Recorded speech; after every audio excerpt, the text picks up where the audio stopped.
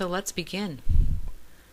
A little bit of history first. There's two types of instruments that stake claim to the name, both having different shapes, different methods of being played, and diverse origins. The fretting dulcimer resembles an extended violin with usually 3 to 5 strings that can be plucked or bowed. In the United States, this instrument is known as the Appalachian or Mountain dulcimer. The hammer dulcimer is rectangular or trapezoidal in shape and have sets of strings, which are called courses, that range up to 3 octaves. It is part of the zither family, and this instrument is played with 2 lightweight beaters called hammers that are shaped somewhat like a long-handled spoon in some cases and are used to strike the strings.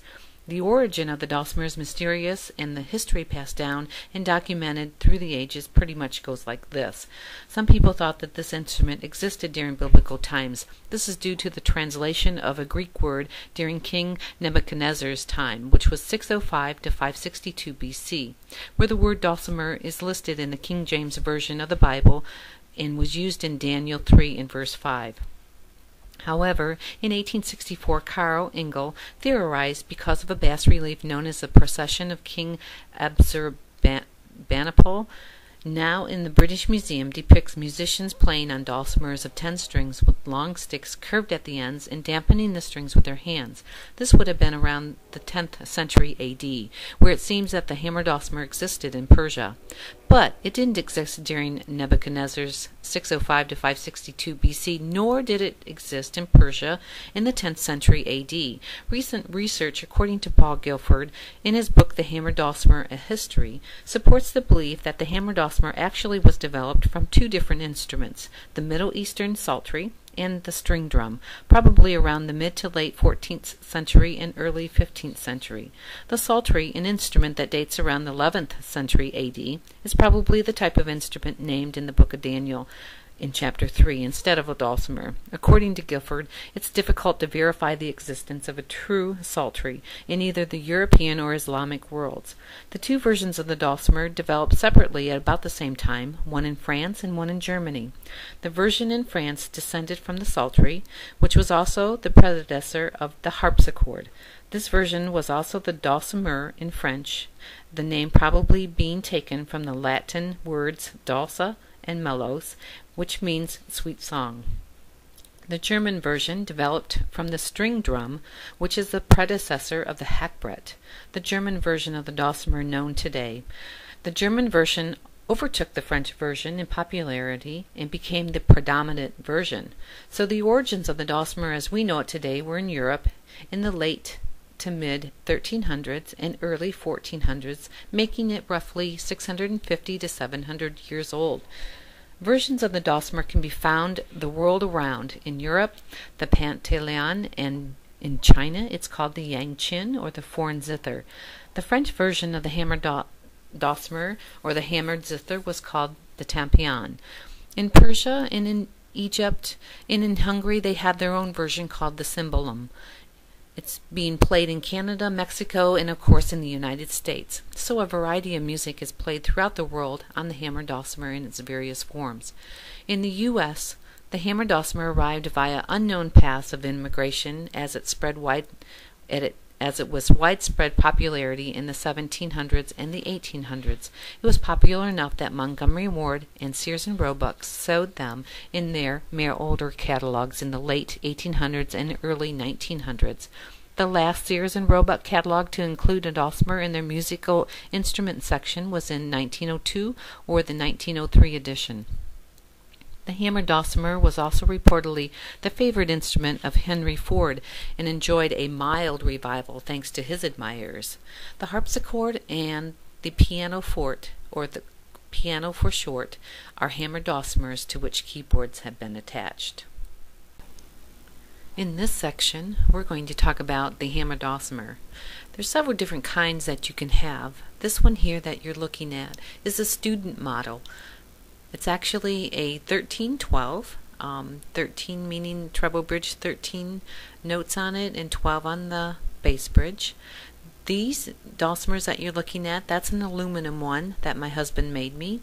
The next one that's coming up is another one that my husband made me that has the sound holes on the side.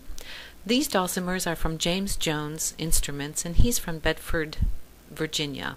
He is a builder that I've bought most of my hammer dulcimers from now.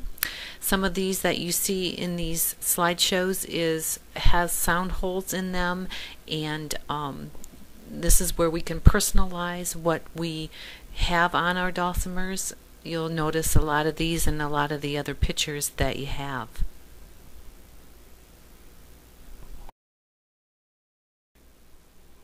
In this section, we're going to talk about some of the accessories that you'll need to play the hammer dulcimer.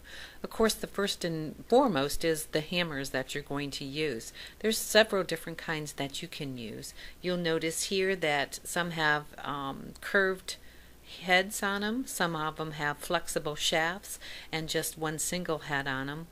Some of the hammers that I have also have double-sided, where one side has leather and the other side is wood.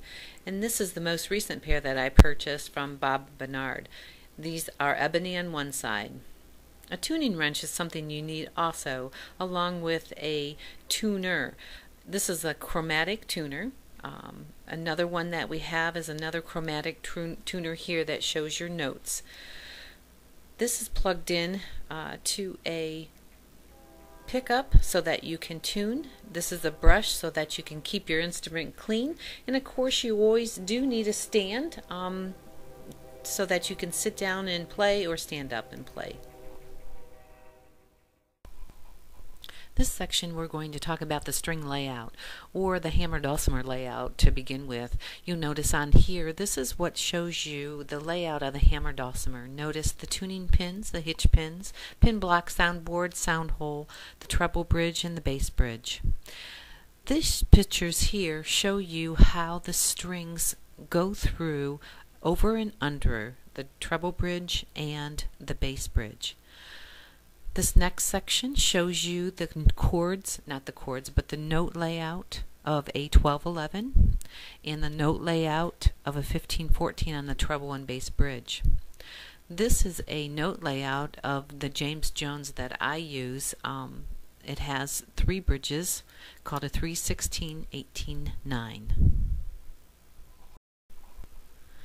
This next section, I want to play you a simple song called Away in the Manger. It's the same tune as Flow Gently, Sweet Often.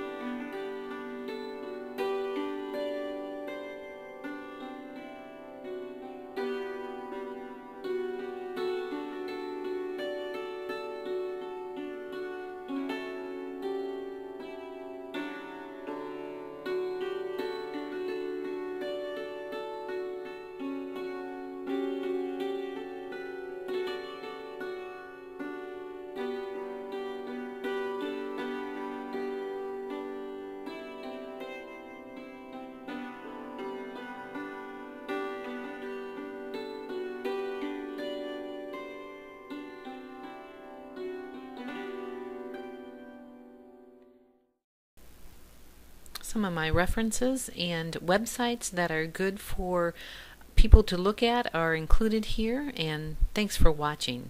Stay tuned for some more series on how to play the hammer dulcimer. Thanks again.